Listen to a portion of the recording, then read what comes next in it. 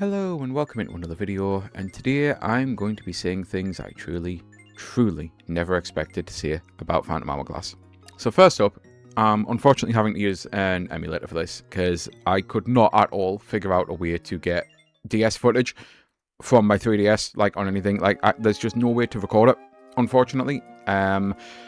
It's like as soon as you boot a DS game, no matter how you do it, the way that I actually thought would work with the app that allows me to record footage, as soon as I boot the game, it takes the app off because the app is running on 3DS software and your DS literally boots into a DS. Like, that's how the emulation works.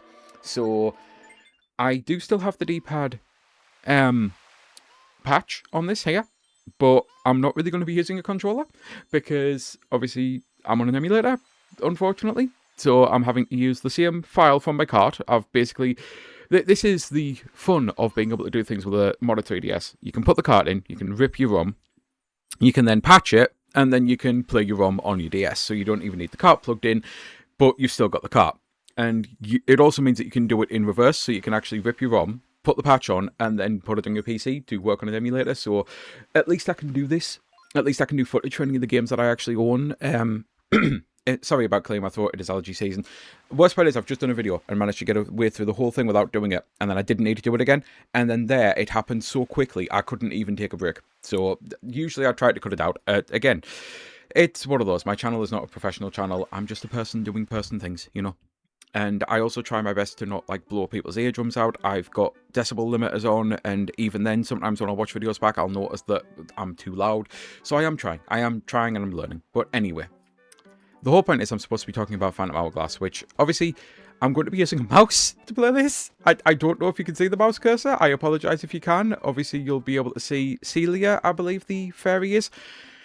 I'm halfway through the game, approximately. At least I'm assuming I'm halfway through the game. Because the way traditional Zeldas tend to work is you do the 3 dungeons, you do the midway dungeon, and then you do something else. I've just done the midway dungeon. I'm going to be kind of talking about full spoilers here. It's an old game, so if you don't want to know anything about it, I understand. But it's an old game, so I'm going to be more willing to talk about things. It's one of those, I need to try to be careful because I'm actually trying to also inspire people if you never played this game for the same reasons that I never played this game, because just playing it with a touch makes it feel like Diablo, which using a mouse here definitely makes it feel like Diablo. So I'm trying to get people interested in case I want to play, because this D-pad patch, it saved the game for me. And this is what I mean. I never expected to say this, because this is the thing. It wasn't just the touch controls that were an issue with me. It didn't feel right. The game just didn't feel like Zelda to me. Because the idea of holding down constantly to walk, and I know I'm holding a D-pad, but there is a difference between holding down a pointer, and then I keep trying to do it. You might be able to see, I keep trying to do it. Oh, I think I managed to do it there. To be able to roll, you have to do that at the corner of the screen. All of it felt awful. And then add in when you finally get a sword. The sword, like... Combat is so weird in this game, because you get an auto-target by clicking on the enemy to do the jump slash, like the Z-target slash, one of the most powerful moves in Zelda. That's just like an automatic gimme. I can't figure out a way to do that with the D-pad and button controls, because I do get the ability to actually roll when I push the right button. Although, oh no, yeah, I forgot. I do actually have the D-pad patch one on, but I must have loaded the non-patch version, so... Oh, well, I'm not starting the video again. Basically, I can explain it. I'm trying to now think, though, because I've got an Xbox controller in front of me. I'll pick up my Switch controller. So, the A button is roll. The B button is attack, like use your sword. And then holding Y and holding B... Sorry, well, holding Y and pressing B, I guess, does your spin attack. Because to do a spin attack on this, you do a circle.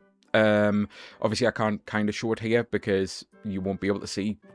because of the text box, but there, if I do it like that, you should be able to see. You do that basically for the spin attack. And combat felt a little janky, felt a little weird, and it also felt like a little insta-win, because being able to do that that slash attack all the time just by pointing and clicking, it made it a little easy. There doesn't seem to be any way to actually do that when you're on the D-pad controls, which is kind of great for me, because it means that I can actually play it like an actual Zelda. so I'm not spamming the jump slash. I'm playing it normally. The hit detection is a little weird because the game expects me to be pointing at the enemy to look at. So if the enemy's behind me and I have to use the D-pad to like turn around and then slash, so there's a little bit like weirdness like that. But again, this is a patch at the end of the day. This is not official Zelda, so of course it's not going to have like Zelda Seal quality. But it still saved the game for me. And as I say, I know I've had to talk about the controls a lot here, what the patch does, and yeah, apologies for the emulator glitches. Another reason why I really wish I could show this on the 3DS, because this is why, even if you're actually using your own ROMs on your 3DS, you're using official hardware, you get less of these glitches. This is why it's so much better than actually just using an emulator. Like, this is, again, why if only Nintendo and all of these people would realize this, because, yeah, like, a lot of people who do actually use this stuff aren't being scummy. We aren't like just stealing from the corporations or anything. We are just trying to play games that we own in a better way. And it would be nice if, especially with all the digital physical stuff that's going on, the different vids, trust me, those vids are up. But yeah, this is the tap thing here. And I can't actually show it, like, because again, I've accidentally loaded the wrong thing. But basically, I'd only be able to kind of do things like that with a D-pad. I've never been able to figure out how to actually do this with the D-pad controls. I don't know what it is. But yeah. All of the control stuff, and I know I've waffled here. It's because I'm too busy trying to focus on actually doing the tutorial as well. That was just phase 1 of why I expected I'm going to hate Phantom Hourglass. Because I've got videos as... Oh shit, what attack am I supposed to be doing? Is it spin attack? Yes. I skipped the thing without reading. I've got videos, multiple videos, where I explain how much I really dislike Wind Waker, Twilight Princess. Like, when it comes to 3D Zeldas, there's a huge gap between the ones that I actually love. It goes like Majora's Mask to Breath of the Wild. I can tolerate Skyward Sword. If Skyward Sword got a patch that gave me camera control on the right analog permanently, I would probably love that game a lot more than I did. But the fact that even when we finally got the HD remake, they made it, no, that's still your sword. You're going to use your sword 99% of the time, surely. In a 3D action, open-ish world game, like, really? You think I'm going to use my sword more than I'm going to turn my camera? Okay, fine, whatever. Yeah. If they would just fix the controls on that, it would be higher up. But because I dislike Wind Waker and a bunch of other stuff, this is, I mean, by all intents of purposes, a Wind Waker game. You sail. Granted, the ship's different. The ocean is much smaller. It also looks so much better. Like, one of my biggest complaints about Wind Waker is, graphically, that game is 10 out of 10 in every single regard. Except for the sea, which is a 0. And yeah, I'd probably go below 0 if I could. I truly do despise how the sea looks in Wind Waker. I do not know how you can make a game look that gorgeous and fuck up the sea so much. But they fucked up the sea. So, they fixed all that. Visually, I'm getting a load of stuff that I like. Control-wise, I'm now getting stuff, and I'm using a combination, as expected. I'm, like, pretty much only moving with the circle pad. I'm doing some sword stuff, touch stuff, some sword stuff, button stuff. Like, it is a mix. I'm doing the DS stuff, like the DS stuff, so drawing on the map, all of that. I'm fully invested in using the DS as a DS. Like, that was never my issue. It was purely, I need to be able to move Link. If you could literally get this game, and the only change that the patch did was make it so that the D-pad moves Link, that would fix the game for me. Like, I now know this 100%.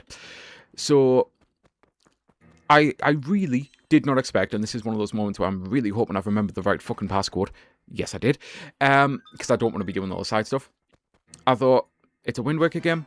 It's got the control issues. I'm going to hate it. There's not going to be anything here I'm going to like. But I'm trying so hard to play the Zelda games that I've never played before, because you never know.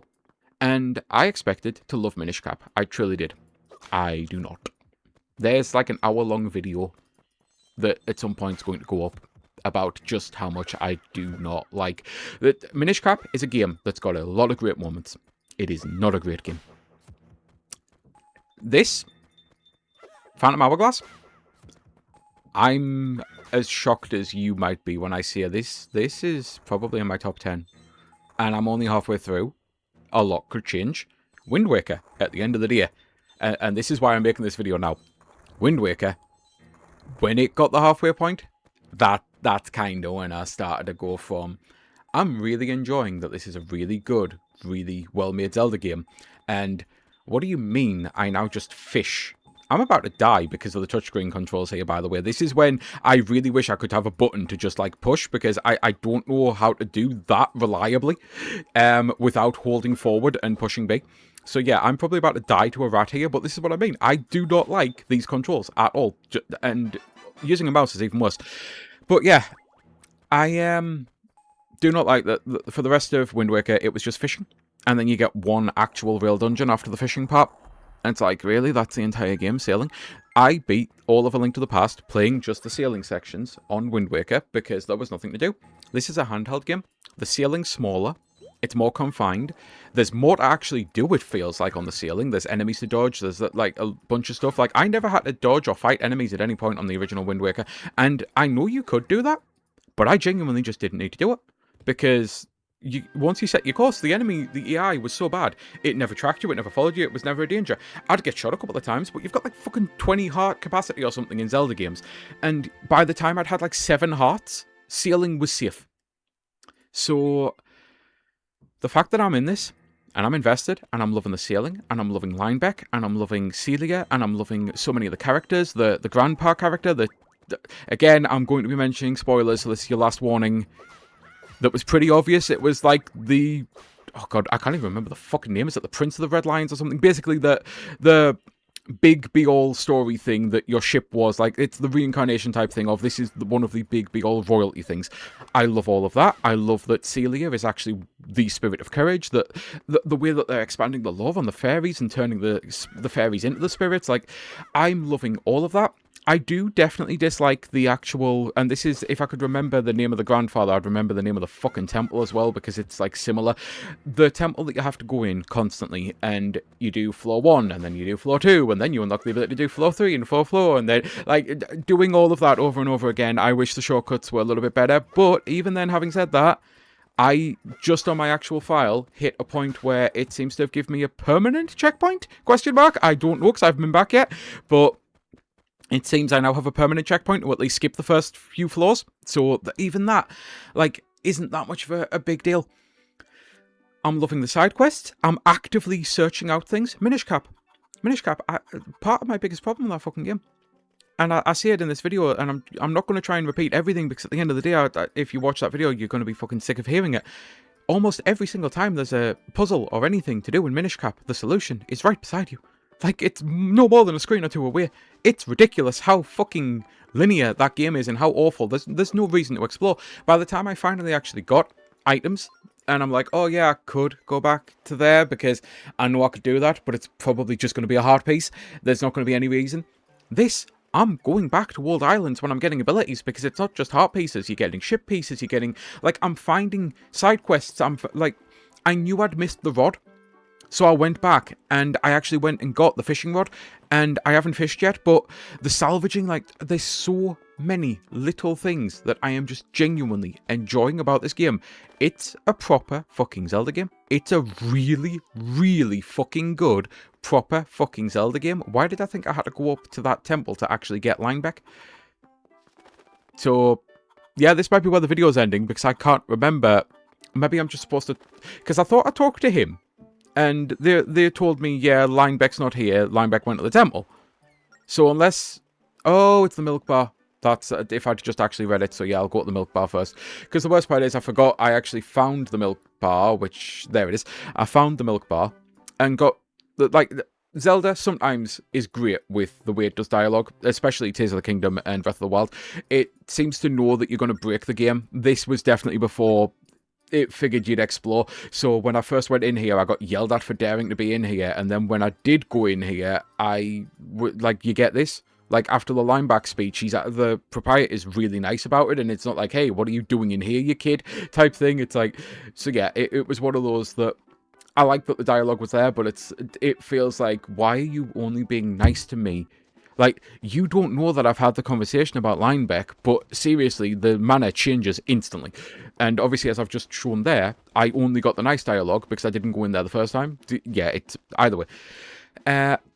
So yeah, I'm genuinely shocked. I did not expect to like this game. I did not expect to love this game. And again, it could all change, but I'm really excited to play through more of it. The dungeons have been so much fun. The bosses, The very first boss, can you actually get attacked by it? I tried. I actually tried to see if it would hurt me. It just didn't. Love the design of it. Boss fight itself, fucking terrible. Shame, dungeon had been really good. Second dungeon, really good. Pretty good boss fight. Third dungeon, really good. Really good boss fight, but underused. The boss, it basically, you get the boss's view on your top screen, and you have to use the top screen to line up your shot with a bow to be able to do it. And I thought, oh, this is going to be a really fun boss fight. You do it once. You do it once, and then it's a regular boss fight. Great mechanic, totally fucking underused. And I just don't understand why. By the way, the one thing that I will say is using an emulator, because I've been able to bump up the graphic resolution on this, I can now tell straight away that's the Phantom Hourglass. When I played this on my 3DS XL, which is probably the worst way to play an original DS game, is a 3DS XL. Because it stretches it out so much. It was so pixelated, I'm like, well, that's clearly an important item, but I can't tell what it is. Then when you get told it's the Phantom Hourglass, I'm like, that makes sense. I probably should have worked that out. It kind of looks like it. And then, no, actually, it's just when the resolution's bumped up, it really looks like it. But yeah, played the third dungeon, loved that, but it's the ghost ship. And I've got to talk about the ghost ship before I shut the video off. This is the last thing I will be talking about, because it's the last thing I've done.